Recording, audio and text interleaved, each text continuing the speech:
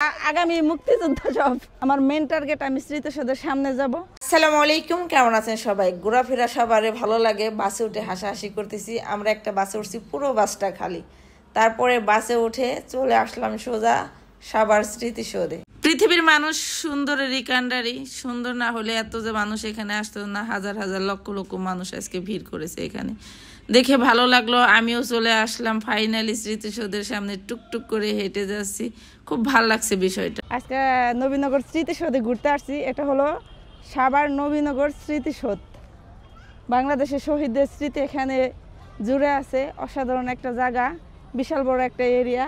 এখানে ঢুকতে কোনো টিকিট লাগে না, বেরোইতে কোনো খরচা নাই। এখানে এসে সব কিছু খাওয়া যায়, যেমন বিভিন্ন পার্কে খাবারের জিনিস নেওয়া নিষেধ, এখানে সব কিছুই পাওয়া যায়। একদম কাছ থেকে আপনাদের আজকে বাংলাদেশের স্মৃতিসৌধ দেখাবো, যেটা আগে নাকি আমরা বিটিভির মধ্যে দেখতাম।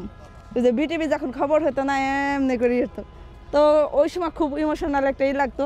কিন্তু কাছ থেকে দেখতে পাওয়াটা একটা ভাগ্যের ব্যাপার। হয়তো সাভার এলাকায় যারা আছে তারা দেখতে পারে। প্রচুর পরিমাণ রোদ। 5টার আগে এটা বন্ধ করে দেবে, 5টার সময় গেট অফ করে দেবে, সবাই বের হয়ে যাবে। কারণ সন্ধ্যার পর আর এটা ওপেন থাকে না। অনেক মানুষ আসছে, বিশেষ করে আজকে শুক্রবার দেখে এত মানুষ হয়েছে। দেখেন খালি মানুষ আর মানুষ।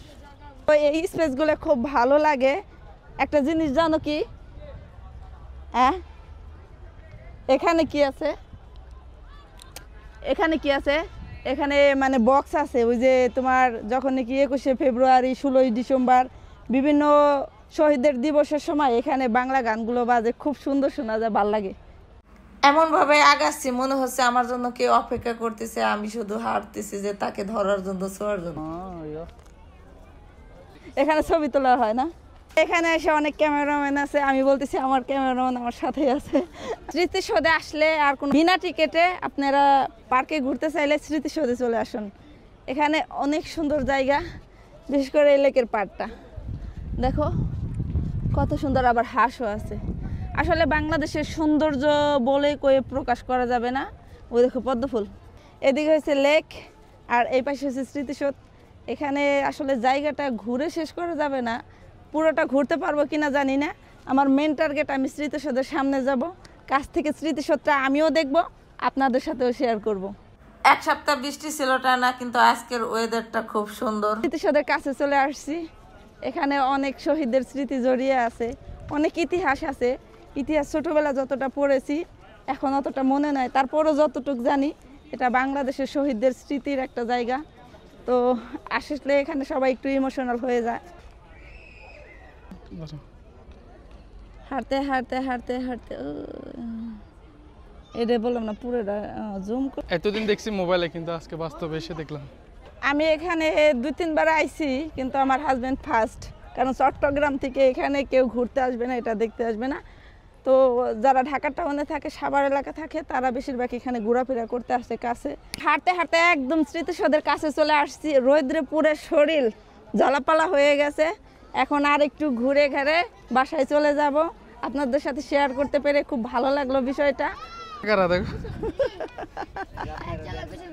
এই যে সব এগুলো হচ্ছে সব ছোট ভাই, পিচ্চি বাহিনী। এগুলো আগামী প্রজন্ম।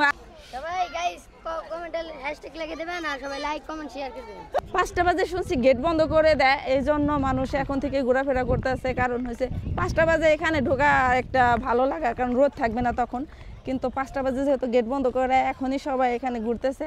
আমরাও আসছি, রোদরে পুরো অবস্থা খারাপ, তারপরও আসছি আপনাদের সাথে একটু শেয়ার করার জন্য। কারণ বাংলাদেশের সব প্রান্তে থেকে ভিডিও দেখেন, তো সাভার এলাকা নিয়ে মানুষ যেমন এই জানে না, জীবনের ফার্স্ট টাইম স্মৃতিসৌধে আসছে।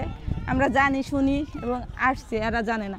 তো যে যেখান থেকে ট্যুরে আসেন, বিভিন্ন ব্লগ বানান, কন্টেন্ট বানান, আসতে পারেন। এই জায়গাটা অনেক সুন্দর, ঘুরে যেতে পারেন।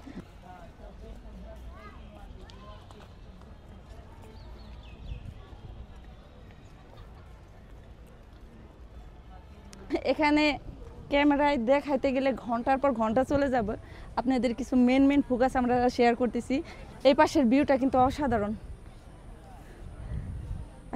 তো ঠান্ডা একটা জায়গা, সব গাছগাছালি এখানে, মানে যে জায়গা যায় এটা একটা দর্শনার্থী জায়গা। ওহো 5 দাও তারপর। দুজন মানুষ স্মৃতিসৌধের কাছে গেছিলাম বেলা বাজে 2টা।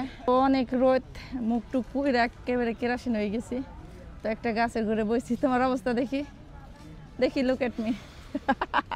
তো আমরা পুকুর পাড়ে বসে বসে বাদাম খাচ্ছি, বাদাম কিনছে। বুঝছো? এই ফুলগুলো দেখতে খেজুর গাছের ফুলের মতো, খেজুর গাছের বাজির মতো দেখতে দেখাচ্ছে। আসলে জানি না এটা কি গাছ, আপনারা বলবেন। এই জায়গাটা এসে ভালো লাগলো। ওনার সাথে চট্টগ্রামে যত পার্কে ঘুরছি গরম গরম গরম, কিন্তু এখানে এসে উদার পরিমাণ একটা বাতাস পেলাম। রোদ এখানে ওই যে ছেলেরা গান করে করে উঠেও ছাড়ে না। তো অনেক ঘোরাফেরা করলাম, অনেকটা সময় ধরে এখানে আসছি। দুপুরে জুমার নামাজ পড়ার শেষে এখন বেরোয় যেতেছি। একটু পরে একসাথে সবাই বেরোইতে গেলে খুবই, আর সুন্দরকে কখনো সুন্দর বলে ছোট করতে চাই না। আসলে এই জায়গাটা অনেক সুন্দর। যদি আপনারা পুরো জায়গাটা দেখতে চান আবারও আসবো, আবারও আপনাদের সাথে শেয়ার করব। আমি আগে মোবাইলে দেখছিলাম, আজকে বাস্তবে দেখলাম। বিকাল এখন 6টা, এই সময় কয়েক লক্ষ মানুষ আছে। চাচার মেশিন একটু গোলমাল আছে। হ্যাঁ, গোলমাল নাই, ঠিক আছে। কি ওজন কত তুমি? 84? আরো 1 মাস আগে ছিলাম 73। আমার মনে হয় যে আমি শুকাইছি। আরো 20 টাকা দিয়ে হাঁটবো এখন।